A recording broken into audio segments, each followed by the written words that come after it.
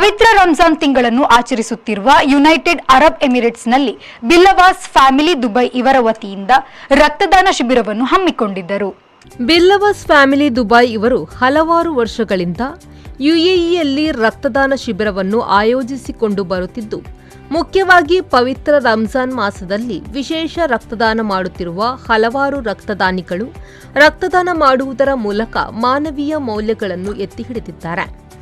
ಯುಎಇಯಲ್ಲಿ ಕಾರ್ಯೋನ್ಮುಖವಾಗಿರುವ ಕರ್ನಾಟಕ ಪರ ಸಂಘ ಸಂಸ್ಥೆಗಳು ತಮ್ಮ ವಾರ್ಷಿಕ ಕಾರ್ಯಕ್ರಮದಲ್ಲಿ ರಕ್ತದಾನ ಶಿಬಿರವನ್ನು ಕಡ್ಡಾಯವಾಗಿ ನಡೆಸಿಕೊಂಡು ಬರುತ್ತಿದೆ.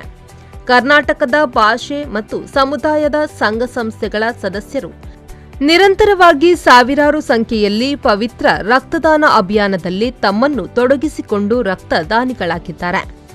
ದುಬೈಯ ಝದ್ದಾಫ್ನಲ್ಲಿರುವ ರಕ್ತದಾನ ಕೇಂದ್ರದಲ್ಲಿ ಹಮ್ಮಿಕೊಂಡಿದ್ದ ರಕ್ತದಾನ ಶಿಬಿರದಲ್ಲಿ ಸುಮಾರು 100ಕ್ಕೂ ಹೆಚ್ಚು ದಾನಿಗಳು ಸ್ವಯಂ ಪ್ರೇರಿತವಾಗಿ ರಕ್ತದಾನ ಮಾಡಿ ಮಾನವೀಯತೆ ಮೆರೆದರು.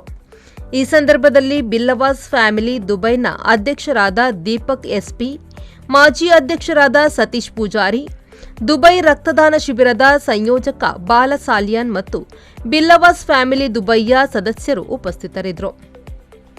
ಬಿಲ್ಲವಾಸ್ ಫ್ಯಾಮಿಲಿ ದುಬೈಯ ಅಧ್ಯಕ್ಷರಾದ ದೀಪಕ್ ಎಸ್ಪಿ ಅವರು ಕಾರ್ಯಕ್ರಮದಲ್ಲಿ ಧನ್ಯವಾದ ಸಮರ್ಪಿಸಿದರು.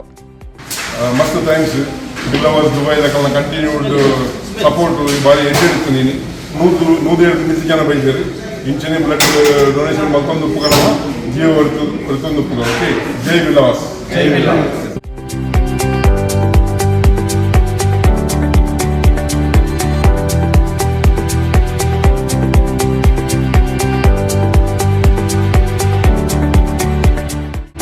ಪ್ರಶಾಂತ್ ನಾಯರ್, ರಮೇಶ್ ಸ್ವರ್ಣ, ಜೇಶ್ ಪಾಯರ್, ವಿ4 ನ್ಯೂಸ್ ಯುಎಇ.